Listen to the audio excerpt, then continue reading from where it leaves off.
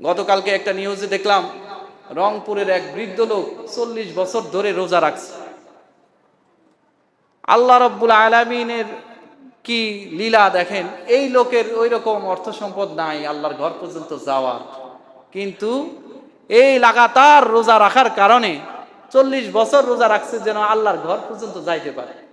আল্লাহ রাব্বুল আলামিন এই বছর 2024 সালে এসে তার মনের বাসনা আল্লাহ কবুল করলেন এবং রাষ্ট্রীয়ভাবে আল্লাহ তাআলা তার হজের ব্যবস্থা আল্লাহ তাআলা করে দিলেন। আপনি টেরও পাবেন না, আপনার অনেক অর্থ সম্পদ কিন্তু আপনার নিয়ত নাই, নিয়তের মধ্যে গরমিল আছে।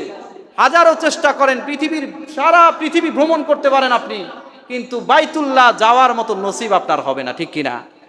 আবার দেখবেন নিঃস্ব, যেটা আমরা দেখেছিলাম পাকিস্তানের একজন লোক, আফগানিস্তানের একবারে একবারে মফস্বলে গ্রামের বসবাস, এই লোক জীবনে রাখালি করলো সারা জীবন ভর, রাখালি করার পরে যতটুকু সম্পদ হয়েছে সেগুলি দিয়ে সে ওমরাতে গেছিল।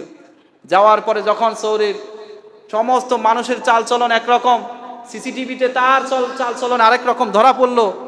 সবাই বলল যে এই লোকটা তো ওনার চালচলনের সাথে, সাহাবীদের চালচলনের সাথে মিল দেখা যায়।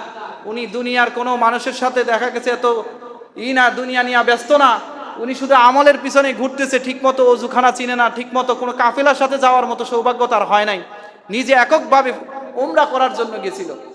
যখন তারা দেখলো জিনিসটাকে নজরে আনলো, তার শুধুমাত্র সূরাতের কারণে, যে ওনার পাগড়ি ওনার জামা এটা সাহাবীদের সাথে মিল রয়েছে, এই কারণে পরবর্তীতে সৌদি সরকার নিজ অর্থায়নে ওই ব্যক্তির জন্য বড় হজের ব্যবস্থা করে দিল। সুবহানাল্লাহ।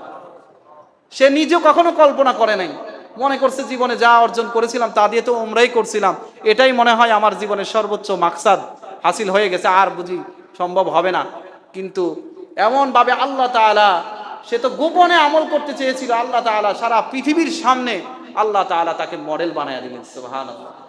আপনি আমি আমাদেরও যদি নিয়তের মধ্যে এরকম পরিশুদ্ধতা থাকে, আমাদেরকে এই পৃথিবী বিখ্যাত করে দিবেন কে? আল্লাহ রাব্বুল আলামিন। সম্মানিত হাজিরিন, সম্পদ থাকাটা এটা গর্বের বিষয় নয়, সম্পদ কতটুকুন আল্লাহর রাস্তায় ব্যয় করতে পারলেন এটাই হলো সবচেয়ে বড় গর্বের বিষয়, ঠিক কিনা? জীবনের যত প্রেম আছে কলিজায়,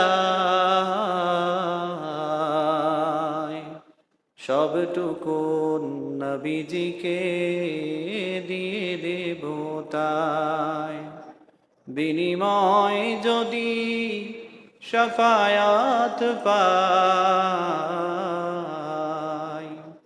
জীবনের সব ব্যথা ভুলে যাব